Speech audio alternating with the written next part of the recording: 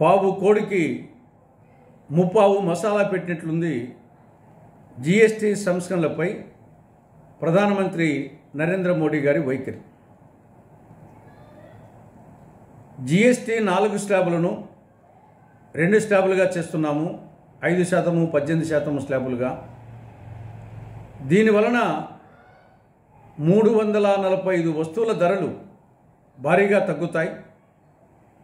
ప్రజలు పండగ చేసుకోండి, దసరా దీపావళి పండుగలు ముందుగానే వచ్చేసాయి అని ప్రజలను ఊదరగొట్టారు.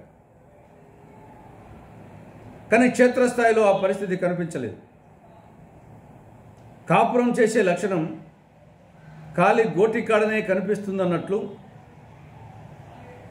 నిన్న మొదటి రోజున సెప్టెంబర్ 22వ తారీఖున ఆ పరిస్థితి చాలా చోట్ల కనిపించలేదు.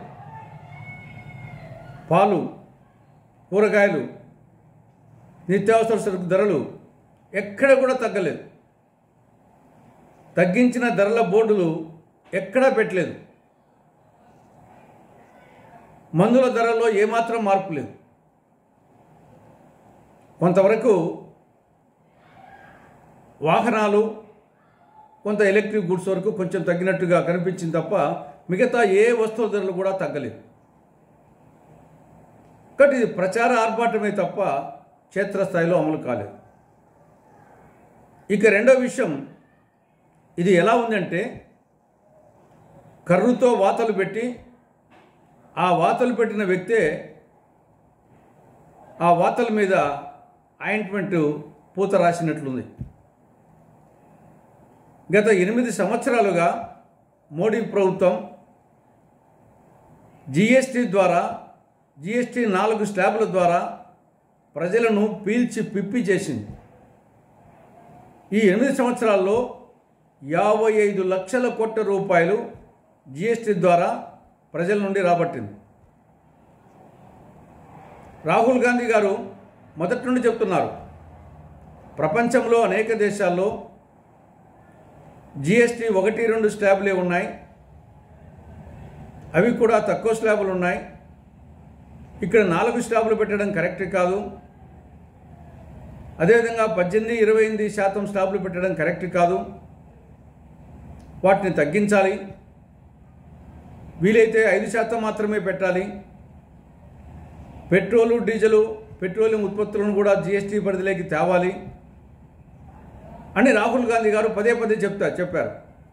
కానీ 8 సంవత్సరాలుగా మోడీ ప్రభుత్వం ఏమాత్రం పట్టించుకోకుండా ప్రజలను పీల్చి పిప్పి చేసింది. ఇప్పుడు బీహార్ ఎన్నికలు లేకుంటే మిగతా దృష్టిలో పెట్టుకొని ఒక తాత్కాలికమైనటువంటి ఉపశమనం కలిగించి అది ఏదో ఒక అద్భుతం చేసినట్టుగా, బ్రహ్మాండం చేసినట్టుగా పండుగ చేసుకోండి అని చెప్పేసి ప్రజలను ఊరగొడుతున్నాడు. నిజంగా మోడీ ప్రభుత్వానికి ప్రజలపైన అభిమానమే ఉంటే